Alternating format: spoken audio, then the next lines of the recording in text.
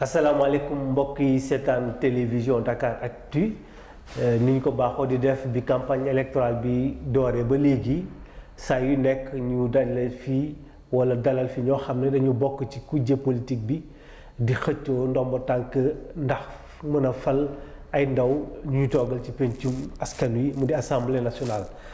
loolu nag mu ngi am naka ni fanweeri fan ci weeru juillet atum 2017 bi ñu nekk nii. tey jii ñu am mbégte dalal docteur Abdourahmane Sarr dinañ dellu si ci gàttal ci jaar-jaaram ak moom mooy kan di am mbégte nag di ko fi dalal ndaxte yombal nañu itam mbir mi lool Alioune Badara ñu lay nuyu. di la fay El Hadj Guissé am mbégte saa su nekk may jàkkaarloo yow fii ci Dakaractu TV rawatina ci émission bi di débattre campagne ñi amal ci élection yi rawatina campagne bu mu ubbee ba léegi. am mbégte également di dalal le docteur Abdourahmane Sarr jiite mouvement bi di MRLD yaakaar ne sénégalais yeeg internet yi ñuy seetaan également dinañ jëlee njëriñ bu baax a baax ci biir waxtaan bi. docteur Abdourahmane Sarr ñu ngi leen nuyu. maa leen di fay di leen gërëm di leen sant ci invitation bi rafetlu ko trop occasion bi ngeen ma jox ma mun a jàkkaarloog seen téléspectateurs yi di leen nuyu mun a weccoog yéen xalaat ci li nga xamante ne nii mooy suñu gis-gis ci élection yi. alors bu ñu nee docteur Abdourahmane Sarr dañuy faral di wax yaakaar ne ab docteur fajkat la ku feebar nga dem nga seeti ko non moom docteur ci koom-koom. économie loolu nga jàng. jàngee ko ca réew mi naan États-Unis muy Amérique jàng itam ci yokk ci xam-xam ca Canada loolu yëpp nga boole ko tënk ko moo la tax na dugg ci kuréelu àddina bi nga xam ne saytu wàllu koom-koom mu di FMI. nga nekkoon fa ci jamono nga jógi toogaloon leen sax ca réew yu tudd Bénin ak Togo. demoon nga ba nekk itam conseiller FMI boobu ci BCEAO fii ci Afrique sowu jant. loolu yëpp moo ne yow sax dugg yëpp sa génn sa liggéey yëpp ci wàllu koom-koom la jëm. defe naa dina am njëriñ lool ku ni mel ñu dalal ko ak fi ñu toll nii ci waxtaani àddina bi fu mu toll.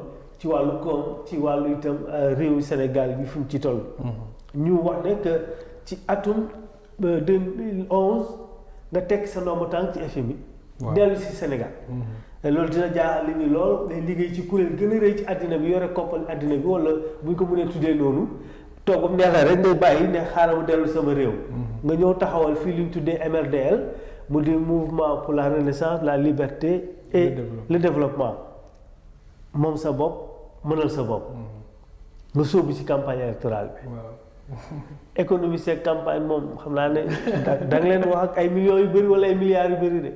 ah déedéet jarul ko jarul milliards yu bëri waaw xam nga xalaat moom mën na sori émission bii ñuy def ni laajul xaalis bu bëri mais am na waxtaan bu ñu war a mën a am boo xamante ne nii. njëriñ bu mën a am ci déggin ñi ko mën a dégg sori na loolu laajul xaalis. alors la moo tax dugg ci politique. waaw bon ñoo doy la wala da nga. waaw bon man comme ni nga ko waxee man maa ngi nekkoon représentant au FMI au Togo et au Bénin donc ba 2011 bon dafa am nag benn centre d'étude pour le financement du développement local boo xam ne man maa ko doon sponsorisé moom directeur am ay économistes yoo xam ne dañ ci doon liggéey. muy genre think tank xam ne day xalaat ci wàllu koom-koom man à partir du FMI dama ko doon accompagner parce que dama gëmoon ne bon suñu dëkk yi li nga xam ne moo leen manqué mooy doxalin c'est-à-dire dañu moomul suñu bopp war a jiital valeur yooyu bu ko defee ni nga xam ne moom la ñuy doxalee suñu koom-koom ñu mun ko doxalee ci ay baaxu moom sa bopp mënal sa bopp bon ñu doon gëstu nag suñu gëstu ba beneen bi ci biir mu am élection présidentielle en 2012 suñu xalaat bi ñuy xalaatoon yépp ci centre boobu ma yaakaar ne vraiment war nañ séddoo xalaat boobu ak Sénégalais yi ma ne bon lii daal dootuma ko bàyyee gars yi bon damay démissionner ñëw accompagner leen nekk candidat aux élections présidentielles en 2012 malheureusement bon suñu yéene bon on n'a pas pu vraiment participer ci élection yooyu parce que conseil constitutionnel moo invalidé woon suma candidature. man la woon Youssou Ndour ak Keba Kende. bon vraiment vision yéene mën ko itam parce que dama ko préparé moo taxoon ma mun a démissionner bon pour bokk ci élection présidentielle yooyu mais itam bi ñu invalidé suma candidature taxul ma bàyyi parce que mënoon naa ñu invalidé ko rek bon ma jéem a delluwaat FMI bon suma famille mi ngi fa ba léegi mi ngi Washington mais dama toog parce que projet bi taxoon ma ñëw dama ko gëm bon doon ci liggéey pendant 4-5 ans bon am na loo xamante lu bëri def nañ ko ci projet bi dañu bëggoon dugal xaalis bu bees Sénégal. xaalis bu bees boo ko comprendre moom. waaw non c'est-à-dire xaalis bu bees juste pour résumer xaalis bu bees bi bëggoon dugal Sénégal def li ñu waroon def yëpp banque centrale état teg ci tànkam léegi ñun loolu dañ ko bëgg a teggi ko bi moo ñu dugal ci élection yi parce que lu ñu yaakaar ni lu war a amal njëriñ askan bi la ci ñi nga xam ne ñooy daganal lu am njëriñ ce sont des députés à l'Assemblée nationale et puis bon aussi fexe partager ak suñu concitoyens yi valeur yooyu ma lay wax moom sa bopp mënal sa bopp nga xam ne li nga xam ne moom la ñuy doxalee réew mi doxalewuñ ko ci baaxu moom sa bopp mënal sa bopp xëy na nañ ci dellu si ma leeral loolu absolument loolu mooy li ñuy wooyee monnaie nationale complémentaire waaw ngir permettre muy commerçant bi muy maçon bi képp koo xam ne yaa ngi am activité ñu am loo xamante ni moom mooy doon seen moyen d'échange est-ce que yaakaar nga ne lu war a yomb la par rapport ak contexte bi ñu nekk ak li nga xamante ni moom mooy franc CFA bi position bi nga xamante ni am na ko présentement waaw xam nga bu may laaj ci loolu dafa nekk domaine bu technique boo xamante ne nii dafa naqaree expliquer ci askan bi nga xamante ne nii moom moo war a tekki bu mu jaam bi nga xamante ne nii moom moo ñu tënk boobu ba léegi ñoom ñi ko mën a mu tuddati tekki ñoom foog ñu comprendre ko mais dafa jafe bon xam nga CFA bi yaakaar naa ne koo ko laaj CFA bi ñëpp dañu bëgg ñu sopp ci dara parce que xam nañu ne vraiment àdduna bi ba mu daj ñun rek ñoo am monnaie boo xamante ne nii beneen dëkk moo ko garantir waaw xam nga ne loolu àndul ak moom sa bopp gëm sa bopp mënal sa bopp demal sa bopp defaral say erreur sa bopp du dëgg ñun rek la bon kon CFA bi ñun dañu yaakaar ne lu ñu war a soppi la waaw soppi bu njëkk bi mooy dañ ci war a seppi France suñu ay réserve de change yi nga xamante ni dafa nekk trésor français nga xam ne français yi dañ ko denc ba pare di ñu garantir loolu dafa nekk loo xam ne dañ ko war a dindi d'abord bu ñu ko defee ba pare ñun ñi nga xam ne on est 8 pays de l'UEMOA 6 pays de la CEMAC ñu décidé ne bien que France nekkatu ci ñun dañu bëgg a rester ensemble bu baax mën nañu am xaalis bu ñu neexee ñu tuddee ko lu ñu neex il n'est pas nécessaire que mu tudd franc CFA du dëgg kon vraiment jël suñu réserve yi nekk France di ñu garantir ñu teg ko fi nga xam ne foofu la ñëpp di denc seen ay réserve loolu mooy point bu njëkk bi ñaareel bi mooy suñu bu fekkee dañu bëgg a toog ensemble ñu toog ensemble tuddee suñu xaalis lu ñu neex mooy jël suñu responsabilité du dëgg loolu affaire xaalis bi la CFA bon CFA nag dafa lëkkaloo ak euro fort du dëgg est-ce que dañ ko war a wàññi est-ce que dafa war a flotter est-ce que dafa war a nekk panier loolu yëpp waxtaanu mu tuddati xaalis bi nga xam ne moom lañ bokk lan la war a doon la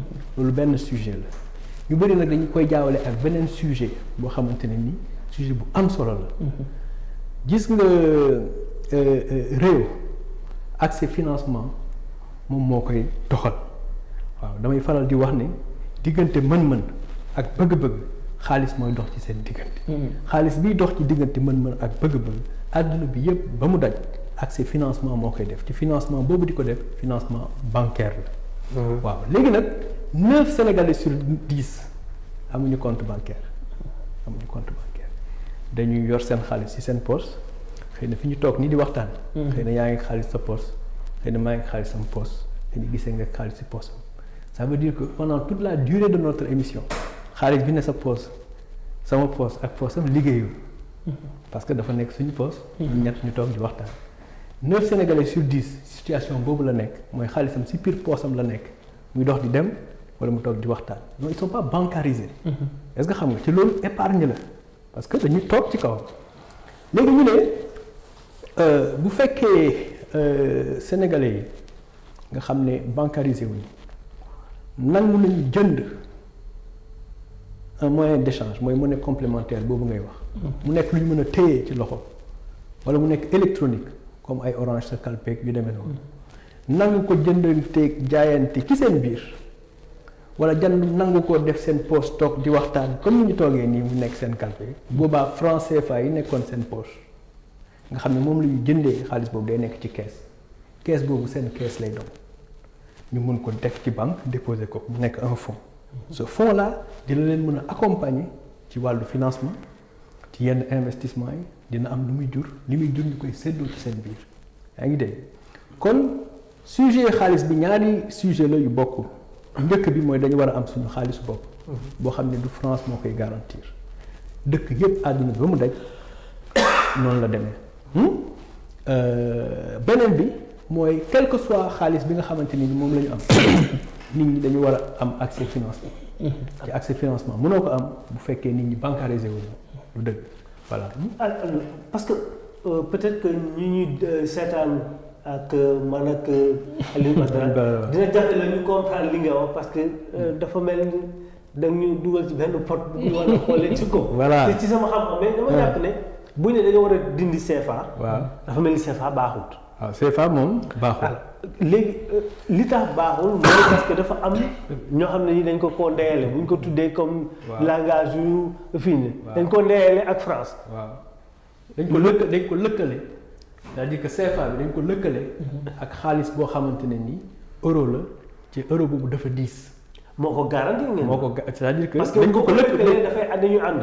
waaw dañ ko lëkkalee ba pare ci niveau. c'est-à-dire que bu euro bi yéegee mu yéeg bu euro bi wàccee mu wàcc. waaw donc niveau boobu de comme dañ ko lëkkale ak euro dafay ànd ak moom lu dëgg mais euro li koy yëgal li xew Europe la Allemagne France et cetera.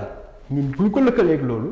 mooy bu ñoom bu ñu yéegee ñu yéeg bu ñu wàccee ñu wàcc mais li tax ñoom ñu yéeg ak a wàcc ñoom la concerné mais ñun comme dañu lëkkaleeg ñoom donc loolu daf ñuy impacté lu dëgg loolu mooy lu njëkk bi loolu mooy lu njëkk bi deuxième bi mooy que ñun ki ko garantir mooy boo nee 1 euro ça fait 655 à peu près mooy 957 francs CFA donc loolu la 1 euro ça fait 957. 65,957 francs CFA.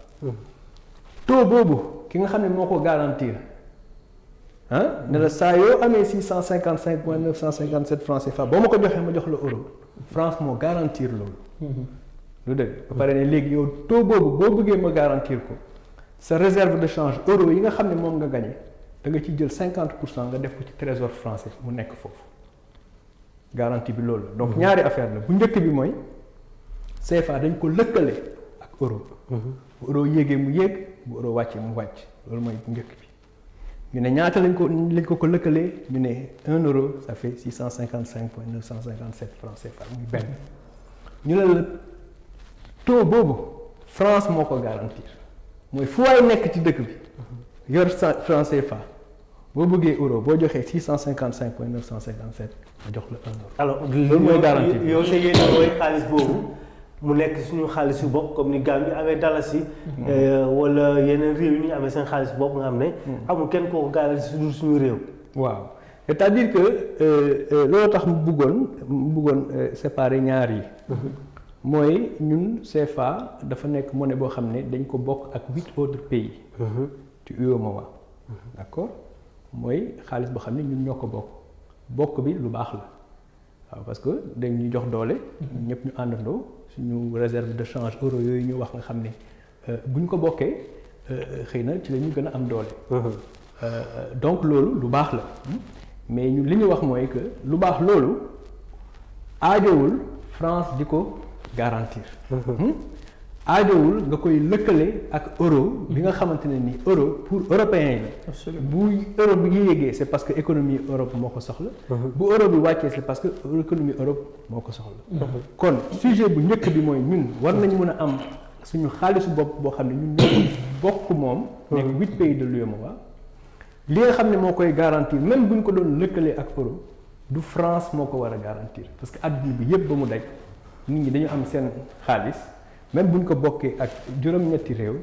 ñoo koy garantiral seen bopp ñoo koy gérer seen bopp muy yéeg di wàcc lii tax muy yéeg di wàcc mooy li nga xam ne day xew ci seen biir koom-koom du dëgg loolu mooy premier sujet bi mooy loolu ñun bu ñu bëggee moom suñu bopp mënal suñu bopp defal suñu bopp gëm suñu bopp di juumal suñu bopp di jubbantil suñu bopp dañuy jël suñu xaalisu bopp boo xamante ni bu ñu bëggee bokk ñun 8 pays de l'Union waa xaalis bu ñu bokk jarul France di ñu ko garantir loolu mooy premier sujet. jàpp nga naa indépendance amagut. voilà loolu mooy premier sujet. léegi dama bëgg nag sujet boobu ñu séparer ko ak beneen sujet bi nga xam ne mooy quelle que soit la monnaie bi nga am mënoo ko tuddee lu la neex bu tuddul CFA tudd leneen xaalis bi nga xam ne dañ ko bokk garantiral ko suñu bopp sepp ci France ba mu set. ba pare décider ñun 8 dañuy toog ensemble sans que France garantir ñu loolu bu ñu ko réglé ba pare dafa am beneen sujet boo xam ne dafa am solo mooy quel que soit xaalis bi nga am foog nit ci mën ci jot ci financement. xam nga mooy nga am soxla am sa entreprise bugg ko financer war a mën a dem banque war a mën a leb. mu lebal la nga def sa entreprise def sa liggéey produire li ngay produire xaalis boobu dajeeg koo xamante ni bëgg-bëggam li nga produire la bu ko defee mën-mën boobu ak bëgg-bëgg mën a daje. xaalis dox ci seen diggante. tout à fait du dëgg mooy accès financement bi nag. moo ñu jafe parce que 9 Sénégalais sur 10. bancarisé amul compte bancaire. d'accord waaw xaalisam ci poosam la nekk. d'accord alors moom sa bopp mënal sa bopp. waaw au-delà de. aspect économique bi ngay soulever mooy moom sa bopp ci wàllum koppar maanaam li nga xam ne moom mooy devise bi. waaw yan fànn la ëmb yoo xam ne am na solo ñu war ko mën a joyanti jamono ji. waaw c'est-à-dire que fi may daanalee ci sujet bi ñu doon waxtaanee léegi rek. waaw mooy ma bamtuwaat ne li ngay njëkk a def mooy moom sa bopp mënal sa bopp balaa moo mën a nekk. nit ki day am liggéey. tout à fait. wala mu am activité buy dox. boo xam ne ni moom moo koy jox ay revenu mooy activité génératrice de revenu. Donc liggéey lay doon wala activité entreprise ak lu munti doon. boo xam ne mooy tax yow nga moom sa bopp mënal sa bopp. du dëgg bu ñëpp moomee seen bopp mënal seen bopp mun ngeen bokk yow ak sa ay dëkkandoo ci sa localité ngeen ànd am bëgg-bëgg boo xamante ni yéen a ko bokk bëgg. ku ne mënal boppam ngeen ko defal ko seen bopp donc loolu dafa am solo ñu wax ne économie bi. dafay dox ba pare nit ñi am liggéey am ay activité ku ne moom boppam mënal boppam ñu am nag ay services publics yoo xamante ni kenn mënu ko defal sa bopp li ngeen di mën rek mooy cotiser fay seen impôt defal ko seen bopp du dëgg kon kooku dafa am solo ñu wax ne loolu balaa muy mën a nekk rek bëgg-bëgg ak mën-mën day daje xaalis di dox ci seen diggante ci li koy def mooy accès financement ci accès financement mënul nekk bu fekkee population bi bancarisé wuñu kon loolu dañ ko war a régler ni ñu koy régler nag mooy comme fii ñu toog nii wax naa ko sànq nga am xaalis sa poche ma xam sa xaalis sama poche ma am xaalis sa poche xaalis boobu liggéeyul pendant que ñu toog di waxtaan mais bu ñu nangoon jënd li may wax sen day tudd xaalis boobu comme monnaie complémentaire nationale bi ñuy wax sen comme li ngeen moom sen comme Sénégal ñu nangu ko jënd mu nekk lu ñu mën a téye wala électronique bu ko defee xaalis CFA bi nekkoon suñu poche liggéeyul nga xam ne moom lañ ko jëndee di nekk ci kees gi ñu nekk suñu kees lay doon bu ko defee ñu mun ko investir dem nañu wër Dakar yëpp boo maraîcher taximan yi marché yi cordonnier yi ñëpp financement la ñu soxla ñii matériel la ñu renouveler seen oto accès financement la ñu am kon kees googule waroon na mu leen mën a accompagner bu fekkoon jënd nañu moyen d'échange bu mel noonu du dëgg loolu boo bu sottee ba pare ci la li ngay laaj di am solo mooy moom sa bopp mënal sa bopp ay valeur la ay baax la ci lan leneen lañ ko mën a appliquer ñun suñu deuxième proposition ci législative yi bëgg Sénégal wéy ci ay baaxu moom sa bopp mënal sa bopp ci 57 ans ngi nii wéyuñu ci loolu mooy lan bu ñu fayee ay impôt état ba pare am na ay services publics yoo xam ne état bi daf ñu ko war a jox éducation santé nekk na ñaar yoo xamante yu am solo la c'est pas parce que yow yaay financé que yow yaay service public yi en question yow yaa koy def mën nga financer en tant que état sans que nga produire yow ci sa bopp service bi moom sa bopp mën na sa bopp mooy lan maa ngi wax keroog télé ne boo amee loo xam ne da nga bëgg da nga dafa am benn activité boo bëgg a defloo ay nit nga bëgg activité boobu tâche boobu ñu def ko bu baax li ngay njëkk a def da nga koy dénk benn nit mooy bu ma amee lu may dénkaane du ma la ko dénk yow monsieur Diop dénk ko monsieur Guissé yéen ñaan ñëpp day indi confusion dama koy dénk kenn ci yéen responsabiliser ko ki ci des mën na ko ci jàppale donc boo amee tâche boo xam ne da nga bëgg mu wóor la ne di nga ko def da nga koy assigner benn nit ne ko yow yaa responsable mooy bu njëkk bi ñaareel bi mooy da nga koy dénk ki nga xam ne liggéey boobu jaar yoon moom la gën a soxal boo ko dénkee moom dina ko toppatoo bu baax da nga koy dénk benn nit d'abord mais booy tànn ki nga koy dénk da nga koy dénk ki nga xamante ne nii moom la gën a soxal liggéey bi jaar yoon ma ne ñaari principe yooyu boo ko jëlee nga ne da nga koy bëgg a appliquer léegi ci éducation ak santé. boo ko dénkee ki mu gën a ittewoo dina doy waar. boo ko dénkul. non boo ko dénkee ki ko gën a ittewoo. waaw xam nga ñaar la. waaw ki nga xam ne kii da koo soxla. ak ki nga xam ne kii da koo fas yéene liggéeyee. waaw waaye comme dañoo jàpp ne wala bu fekkee ne seen gëstu da ngay gis ne que ñëpp a ñàkkandoo wala ñëpp doole yemul. waaw. maag moom bu fekkee ne am na ku ci ëpp soxla keneen ki. boo tudd mu lubal ko de. waaw mais li ma bëgg a wax mooy bon lu tax ma wax ñaari baat yooyu xëy na xaaral ma développé. éducation santé bu fekkee yow parent d'élève nga xam nga parent d'élève doomam jàng dem ci école bu baax condition yu rafet. moom la gën a soxal waaw wala déet. nit ki nga xamante ne nii mooy nar a faju dans un district sanitaire ci poste de santé wala centre de santé bi kooku moom la gën a soxal que centre de santé bi ak poste de santé bi. jaar yoon waaw wala déet. kon bu fekkee man damay dénkaane di responsabiliser suñu école publique nga xam ne ñépp xam nañ ne jaarul yoon man dama bëgg a cëral moom sa bopp mënal sa bopp dama bëgg a cëral parents d'élèves yi. mooy damay jël parents d'élèves yi. ne leen bon léegi yéen vous êtes comptable des résultats des écoles. parce que réussite xale yi ñoom la gën a soxal. ñoom la gën a soxal. comme ñoom la gën a soxal résultats yi ñoom nga koy dénk d'abord ñoom lay doon mooy li ma wax sànq da nga koy assigner benn nit ñooñu parents d'élèves yi la ñaareel bi mooy da nga koy dénk ki nga xam ne moom la gën a soxal mu jaar yoon. ma ne kon école yi dafa mel ne conseil d'administration d'une école. ma ne dañu nekk ay acteurs mais pas ay partenaires. voilà acteurs la ñuy doon donc dañ lay dénk. ne parents yi léegi leen da ngeen mel ne conseil d'administration wu école donc yéen vous êtes comptable des résultats ñooñu nag ñooy tànn un directeur d'école boobu il n'est pas nécessaire que mu nekk fonctionnaire il n'est pas nécessaire que mu nekk enseignant day nekk un gestionnaire boobu mun na jël ku koy jàppale ci côté pédagogique mun na jël ku koy jàppale ci côté gestion bu ko defee moom day recruter ay enseignants. mais kon da ngay privatiser le service public. déedéet maa ngi ñëw. déedéet. ah xam nga boo waa ci yeggali. non maa ngi ñëw. oui dama ne état bi mooy financé. waaw. xam nga état mooy financé. waaw. parents d'élèves ñoom ñooy jël Badara Diop ne ko yaay directeur bi. di ko fay. waaw Badara Diop jël ay jàngalekat di ko fay. di leen fay du ñu nekk nag dootuñu nekk ay. loolu lépp état fayatu ko mais. déedéet parents d'élèves yee koy fay. déedéet waxuma loolu. ah waaw mais état day financé. waaw état sauf que la gestion est un peu communautaire. voilà mais c'est l'état finance. mais qui en charge la communauté du mën a am bu fekkee ne dañu communauté moom mooy recruter. non maa ngi ñëw. waaw bismillah moom dafa laajte moom sa bopp mënal sa bopp. ñu ne suñu deuxième proposition mooy ñun dañu bëgg a tëral askan bi. ki nga xam ne nii éducation santé jaarul yoon moom la gën a soxal. moom la ñu bëgg a tëral moom boppam mënal boppam naka.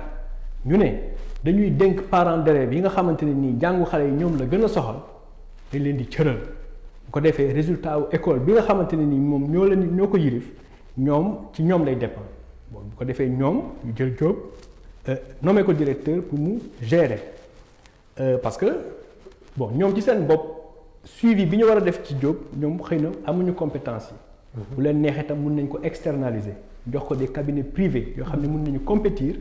pour accompagner parents d'élèves yi ci cër boobu nga xamante ni dañ leen ko jox bu ko defee ñu recruter Diop ne ko léegi yow yaay gérer école bi yaa ñuy recruter enseignants yi bu boobaa soxlawul ñu nekk fonctionnaire mais dañu am obligation de résultat du dëgg bu ko defee xale yi bu boobaa dañ leen di jàngal pour que résultats yi ñu war a am ñu am ko bu fekkee jaarul yoon du état bi la enseignants yi di waxal directeur bi la ñuy waxal directeur yi wax ak parents d'élèves yow li ngay laajte mooy boobaa est-ce que da nga privatiser ma ne la déedéet dama cëral ki nga xamante ne nii école bi jaar yoon moom la gën a soxal ma cëral ko mais man état man état damay ñëw en soutien mooy damay financer ba pare yamale mooy ñi nga xam ne ñoo gën a am doole du ma leen jox plus ñi gën a néew doole laay jox plus bu ko defee ma yamale ñépp am minimum waaw minimum nécessaire bu boobaa soutien réflexion bi boo la toppee ba ci biir amaan na xel mee gaaw ci comme économiste mais dafa mel ni démarche FMI ci nga nekk parce que bu fekkee ne dañuy recruter parents d'élèves ñoom ñooy jël directeur école mu jël ay jàngalekat te duñ nekk fonctionnaire dama ne fonction publique nekkatu fa bu boobaa privé lay nekk non non jàpp naa ne kon école publique bi dañ ko nar a privatiser déedéet c'est-à-dire que doxalin bi la ñuy changer dañ xam nga dafa ma laaj mode de gouvernance bi comme objectif de résultat day dépendre ci fonctionnaire bi nga xam jàngalekat bi di nga koy jël nga ne ko résultat bi boo ko amul dama lay dàq parce que de toute façon non pas forcément mais je dis là on lui fixe un objectif non attends c'est-à-dire que booy fixer objectif da nga naan objectif bi lan la xam nga objectif bi lan la mooy xale yi jàng am xam-xam bu ko defee ëllëg ak si biir Sénégal am ay doomu Sénégal yoo xam ne dañ mën a compétir à l'international loolu mooy objectif du leneen looloo tax ñu jël suñuy impôt jox ko état bi dugal ko ci éducation loolu mooy objectif bi question bi mooy objectif boobu boo ko bëggee atteindre kan ngay cëral ma ne da ngay cëral ki nga xamante ne nii résultat boobu moom la gën a soxal muy parent d'élève yi moom mu ne ba parents d'élèves yi bu boobaa recruter enseignants yi et comme je dis encore une fois duñu n'est pas nécessaire que ñu nekk fonctionnaire seen traitement bu fekkee bu état bi yamalee ba pare mooy li nga xam ne moom la askan bi jox état bi ci impôt état bi delloo leen ko ci éducation financé ba pare yamalee du dëgg ñu recruter enseignants yi ñu am ay objectifs de résultat askan bi boobaa bu ko neexee man mun naa xañ sama bopp dara jël ci suma communauté ci suma wàllu bopp ñun ñu jël ñu en tant que parent d'élève yokk ci suñu biir école ci li nga xam ne état bi yemale na ba pare ñu yokk ko ci biir pour que enseignants yi am de meilleures conditions de travail parce que léegi lan ngay constater enseignants yi seen quantum horaire bi li nga xam ne moom la ñu war a liggéey ci école publique yi duñ ko def du mat dañuy xarmat ensuite bu ko defee dañuy jàll ci suuf dem di jox des cours privés aux enfants. parents d'élèves yi parce que quantum horaire bi 900 heures la te léegi pour ñu mottale sax 500 heures yi c'est tout un problème. ba pare après dañuy xarmat nag dem ci parents d'élèves yi ci gannaaw di jàngalaat xale yi c'est parce que liñ leen di fay moo doy. mooy cours à domicile yi. mais boo jëlee parents d'élèves yi bu boobaa nga cëral leen ci école bi état bi joxe impôts yi pour école bi li nga xam ne parents yi dañ ko doon fay ci biti. enseignants yi doon xarmat mais dañ koy dugal ci biir même école. et ça devient plus légitime. ça devient plus légitime. avec des objectifs de résultat.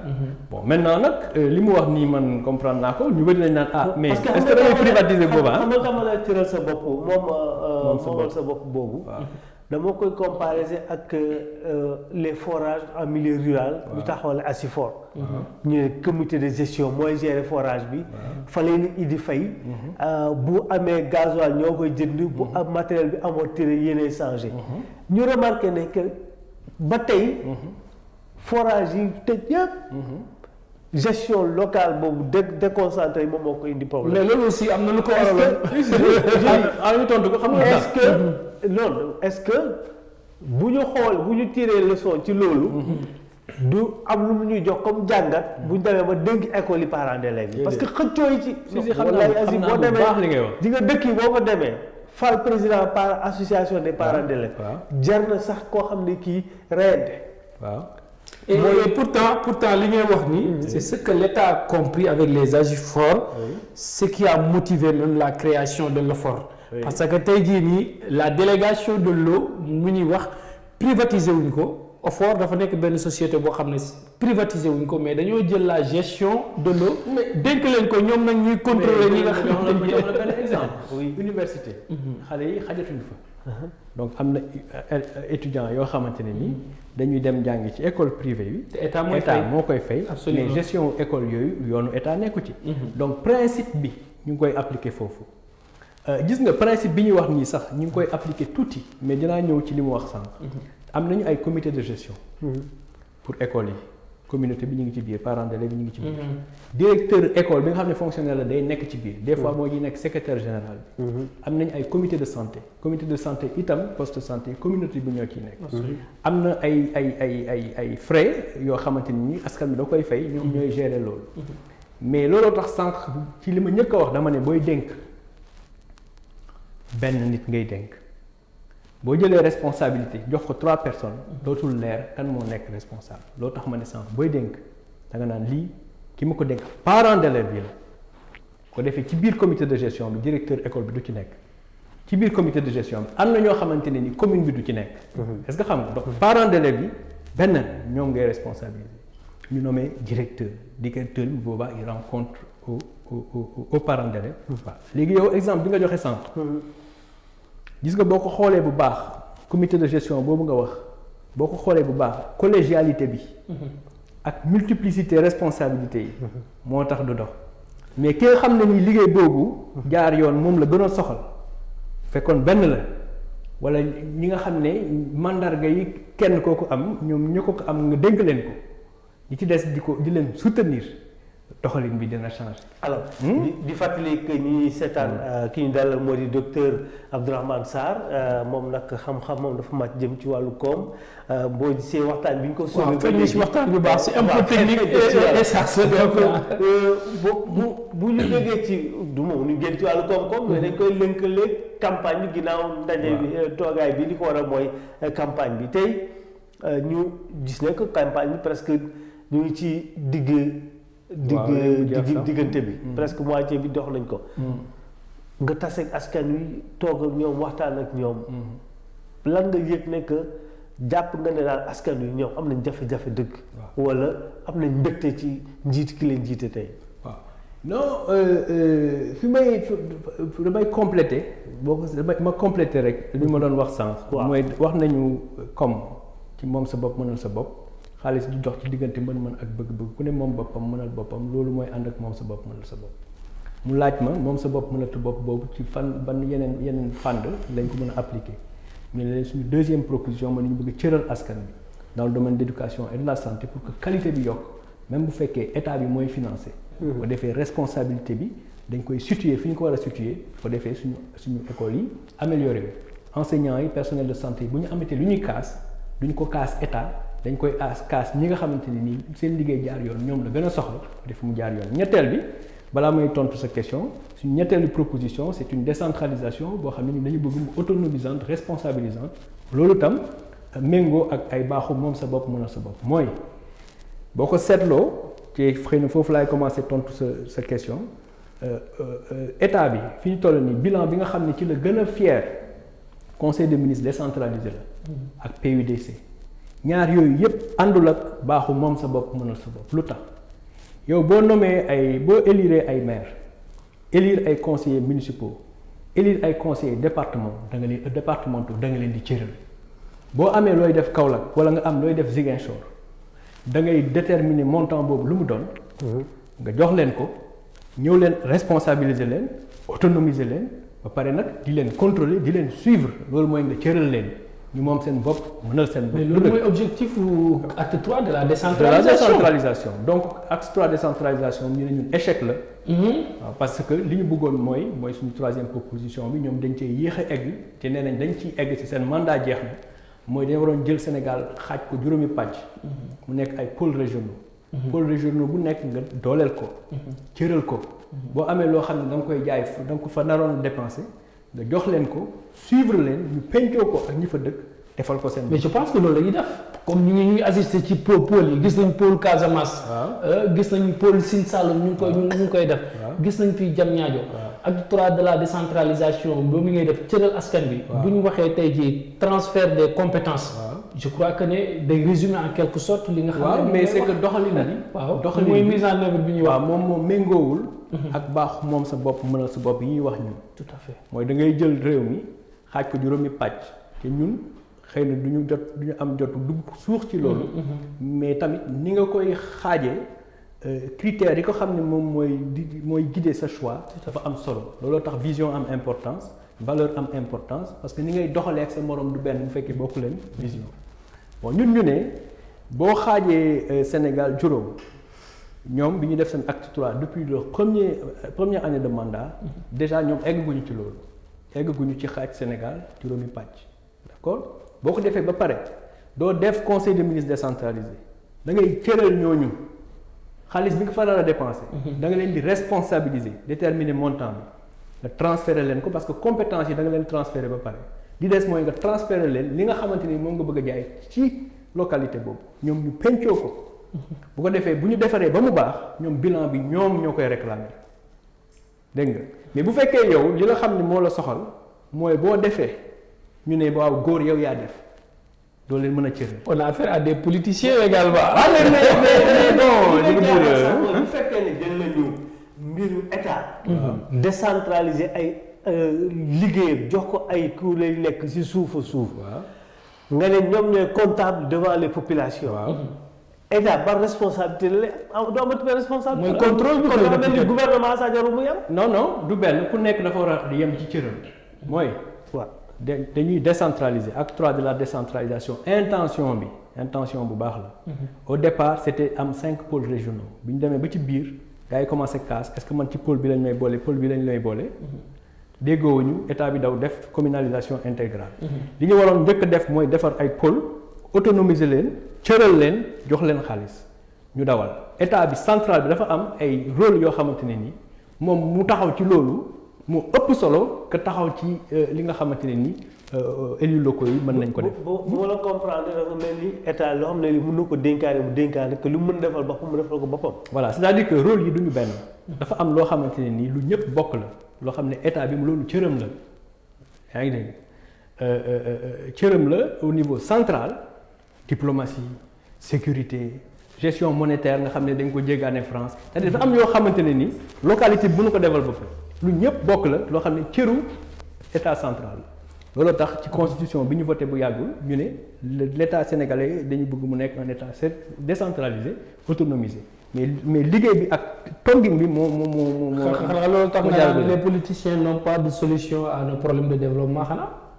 waaw en fait tu sais ñun baaxu moom sa bopp mënal sa bopp boobu ñun dañu ne man xam nga am naa suma plan bopp suma plan développement personnel yéen fii waa Dakar Actu seen toogaay rafet na gis naa matériel bi am ngeen seen plan de développement yéen itam. macha allah keneen ak keneen ak keneen. cordonnier yi menuisier yi mutuelle yi ñu nekk ci marché yi di jaay ku ci nekk. da nga am sa plan wu bopp. plan boobu balaa nga ko mën a développer da ngay am accès financement nit ñu yor xaalis nga am client. bu ko defee activités yi di dox. ku ne am na sa plan ñun baaxu moom sa bopp mënal sa bopp mooy lan mooy pour ñun du plan wu état mooy développer réew. plan Sénégal émergent développement. déedéet parce que plan la ça fait depuis 1960. ku ñëw am sa plan bopp. REVA Omega émergent c'est-à-dire ku ñëw am plan Sénégal développé wul boobu ba léegi kon du plan mooy développé réew. mais Sénégal kay développé na c'est bizarre yow itam ndax yow nga jàngee Sénégal nga am ay école nga dugg fi école jàngee fi ba dem États-Unis nga ne Sénégal développé wul. non dafa mel ni États-Unis kay nga mën a wax. non c'est-à-dire que nous. waaw da nga xeeb fi ñu toll ci développement. ak chiffre bi ñu joxe ci croissance bi également. ñun bu ñu waxantee dëgg rek. nous sommes le 25e pays le plus pauvre du monde xam nga loolu mooy c'est factuellement ça. c'est parce que c'est nous qui l'avons accepté. non mais c'est la réalité. waaw c'est-à-dire que da ngay nangu fi nga toll. waaw ba pare jéem ci génn. pétrole ba gaz baa ngi ñëw. ah loolu moom lu baax la. lu baax la vraiment lu koy rafetlu sant si yàlla ñu am pétrole gaz boo xamante ne ni yaakaar nañ mu ñëw mais il est très important parce que loolu tax ñu ne vision dafa am importance. valeur dafa am importance ci li nga xam ne moom ngay doxalee réew mooy bu fekkee yow da nga gëm culture de plan da nga gëm ne état bi mun nañu développer c'est possible ça s'est fait dans certains pays mais dafa ànd ak seen culture la Chine disciplinée xam nga gars yi togg plan ñëpp suivre ko ñëpp jaar xam nga dëkk yu bëri seen état am na état yoo xam ne développé nañu seen réew parce que dafa méngoog seen culture ak li nga xam ne moom la ñu tëralee ak discipline bu mu laaj loolu c'est une façon de faire. mën na dox itam loolu mooy plan yi ñu fi am boobu ba léegi plan Sénégal émergent lu mel noonu la itam ñun ñu ne gisee wuñu noonu alternative bi mooy lan ñu ne moom sa bopp mënal sa bopp mooy nit ku nekk am na plan wu boppam man suma plan bu ma ci développé yow sa plan nga développé ci kii plan développé ko ci man lii sama cër man état mooy ma créer conditions yi bu ko defee ñun ñëpp suñu plan dox quand tu fais la somme de nos plans on se développe. question bi mooy est-ce que Sénégal benn façon de gérer ce pays là nga xam ne su 1960 ba léegi moom la ñuy doxle est-ce que mi ngi ñuy développé wu. La réponse elle est non moom li ma laaj sànq mooy est-ce que nit ñi gis nañu yokkute ci seen dundin ma ne diggante 2012 ak léegi pauvreté bi dafa augmenté. Au niveau personnel. ñu naan taux de croissance bi yéeg. non non taux de croissance bi yéeg na mais pauvreté bi dafa yokk parce que croissance boobu du sénégalais yi ñoo ci jot. ah waaw moom laa mënul comprendre parce que bu ñu taux de croissance mooy yokkute am na. maa ngi dégg sax taux de croissance am na nga ne ma non du yokkute bi du ñun ñoo koy yëg keneen a koy yëg. ah ça dépend c'est parce que entreprise yi nga xamante ni ñoo am yokkute. du entreprise nekkul Sénégal. non non ñu ngi Sénégal sax. fi lay liggéey waaye seen alal toogu fi. waaw seen alal toogu fi et croissance boobu du fi nga xam ne ci la sénégalais yi di dund. comprendre nga waaw sénégalais yi nga xam ne fi ñuy dund mooy fi may dem man boobu ba léegi ci campagne bi. dem ci marché fa ñuy bayee gerte fa ñuy bayee waaw boo demee ci cordonnier yi. dem ci marché dem naa fi fan dem naa Tilène dem HLM dem Sandaga. dem voilà dem marché au poisson et cetera foofu yëpp boo fa demee da nga fay fekk ay sénégalais yu liggéey. boo leen laajee yéen seen dundin nu mu est-ce que yokk na dimbali 2012 ak léegi déedéet lañ lay wax clients yi dafa wàññeeku nit ñi yoruñu xaalis. croissance nag am na mais croissance bi de toute façon li nga xam ne moom la gouvernement wax ne noonu la toll man yaakaaruma ne toll na foofu mais même bu fa tollee li nga xam ne moo indi croissance boobu du croissance boo xam ne amal na njëriñ sénégalais yi parce que boo amee ICS reprendre activité di nga am croissance bu fekkee da nga am zircon boo ko ci yokkee ci croissance bi di nga ko gis boo jëlee budget bi xëpp ko ci mbay mi mu taw di nga am production bu yokk loolu du croissance est-ce que xam nga croissance bu durable la ñuy wax 60% de l'économie sénégalaise mi ngi nekk ci secteur des services du dëgg ñooñu gis ñu yokkute c'est-à-dire que nit ki da nga koy nangu bilan état maa ngi koy wax keroog RTS bilan suñu politiciens yi erreur bi ñuy def ñoom bilan de réalisation physique la pour ñoom mooy man def naa aéroport def naa Ila Touba taxaw naa centre de conférence. voilà c'est-à-dire que c'est un bilan de réalisation physique. waaw yow mii boo nekkoon président de la république wala moom mu nekk président de la république. mais foog budget am bilan boobu boo jël bilan physique. bilan li ngay wax ni koom-koom. waaw nit ki mënu ko laal xam nga li nga naan nekk. voilà croissance kenn du ko lekk. voilà mais moo tax ñu il faut que ñoom joxe. bilan physique. non te ñoom dañuy wax bilan physique. parce que nit ñi dañu ne par exemple boo jëlee Ablaye Wade ñu vraiment pas bi liggéey na boo xoolee tali yi mu fi def infrastructure yi def mais Wade daf ñu dugal ci problème parce que dafa lépp xaalis boobu yëpp def loolu yëpp nga mun ci teg sa bët ce sont des réalisations physiques boo xamante ni bor moo ko def budget moo ko def ma ne la boo nekkoon président de la république wala moom mu nekk président de la république économie sénégalaise bi dox foog nga am budget mais foog nga dépenser budget boobu mais boo ko dépensé wul ci lii dépensé ko ci lee donc yow wax ma ne am nga ay réalisation physique amaluma njëriñ bi nga xamante ne ni moo am mooy koom-koom bi nu muy doxee mooy sa dundin yow sa dundin est-ce que gis nga ci yokkute te loolu il te suffit d'aller demander aux Sénégalais et ils vont te dire que tout à fait croissance bi gisuma ko sama dundin changé wul mais réalisation yi moom ñu ngi ci teg suñu bët physique mais amul solo parce que bu doon loolu rek kon Abdoulaye Wade ay dañ koy tàkk alors comme waxtu bi daf ñu njëtt complètement yow candidat nga woon 2012 mu mooy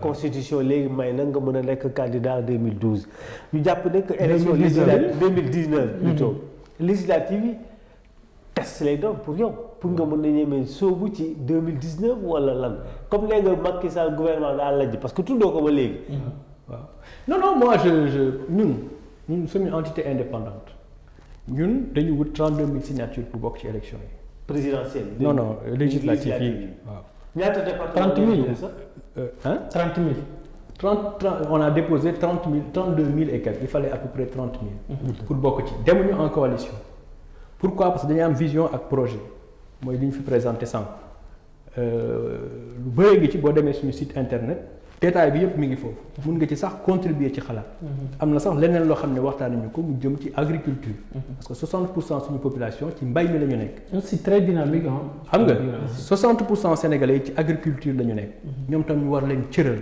war leen a responsabiliser du dëgg mais xëy na du ñu mën a egg ci loolu mais proposition yi mu ngi ci site internet bi alors donc nous suñu gis-gis daal mooy Sénégal depuis 1960 ba léegi ni nga xam ne moom lañ koy doxalee du noonu parce que dañu yaakaar ne état bi moo ñu mën a développer ñi fi ñëw ñëpp jéem nañ ko lajj nañu alternative boobu àdduna bi yëpp ba mu daj mooy nga cëral askan bi ku ne am plan am développer boppam kon loolu mooy suñu vision ci suñu évaluation du gouvernement am nañu ay réalisations physiques. oui non te loolu c'est indéniable c'est-à-dire que PUDC par exemple boo ko jëlee. est-ce que da ngeen fas yéene natt seen bopp ci législative yi laa doon laaj. pour mën a dem présidentielle. ndax baromètre la non parce que c'est que fi nga ko laajee la c'est-à-dire que tontu bi maa ngi lay tontu. yaa ko nangoogul quoi. non non mais xam nga comme nanga bëggoon dellu si. non maa ngi lay tontu. ma ne ci minute rek waaw. waaw li nga xam ne moo ñu dugal ci législative yi. c'est pour partager une vision. ah d'accord dans les législatives. dans les législatives nga laaj ma suma évaluation du gouvernement ma ne la am nañu ay réalisations physiques. PUDC am na ay réalisations concrètes yoo xam ne mën nga ci teg sa bët. lii di conseil des ministres décentralisé am na ay réalisations mën nga teg sa bët. loolu c'est tout simplement dépenser le budget dans des choses. ma ne la boo doon président wala mu nekk président day foog ngeen dépenser budget bi kon loolu du réalisation. li nga xam ne moo am solo mooy dundinu nit ñi. ma ne la ci foofu lajj nañu parce que on est le 25e pays le plus pauvre du monde ci pauvreté bi dafa yokk diggante 2012 ak léegi ma ne loolu bu ñu bëggee mu soppeeku il faut que d'abord en priorité ñu changer suñu monnaie parce que suñu problème foofu la nekk ci doo dégg 47 listes yi kenn ko ci wax alors que suñu problème fondamental foofu la nekk franc CFA dañ ci war a génn muy benn ñaar dañ ci war a dugal xaalis bu bees boo xam ne ñëpp dañ ci mën a jot bu ko defee mën mu nekk bët bi day léegi nga ne élection 2019. alors vraiment en 30 secondes parce que waaw élection 2019. loolu mënuma la ci wax dara. parce que man newoon naa candidat aux élections présidentielles en 2012. ci li taxoon ma nekk ci mooy vision bi laa bëggoon partager. élection législative la ñu nekk ñu ngi koy partager pour que sénégalais yi tànn loolu bu ñu ko tànnee ba pare ñun bu ko defee suñu jaan wàcc suñu vision ñu mun ko exprimer. loolu moom ñu soxal fii à court terme. jërëjëf docteur Abdourahmane Sarr bi ñu dalal boobu léegi ci télévision Dakaractu di gërëm Alioune Badara bi mu bokkal plateau bi technicien yi régisseur bi caméraman yi ñu toppatoo wàllu son bi yëpp di wax ne am nañ mbégte loolu dalal ko xam ne kii dafa xam-xam dafa ma jëm ci wàllu koom-koom di leen jox daje incha allah ci yeneen waxtu ak yeneen gan yoo xam ne dañuy dalal ci kujje politique bi di leen ñaanal campagne bu yegg ak jàmm ba ñu yegg ci woote jàmm. jërëjëf.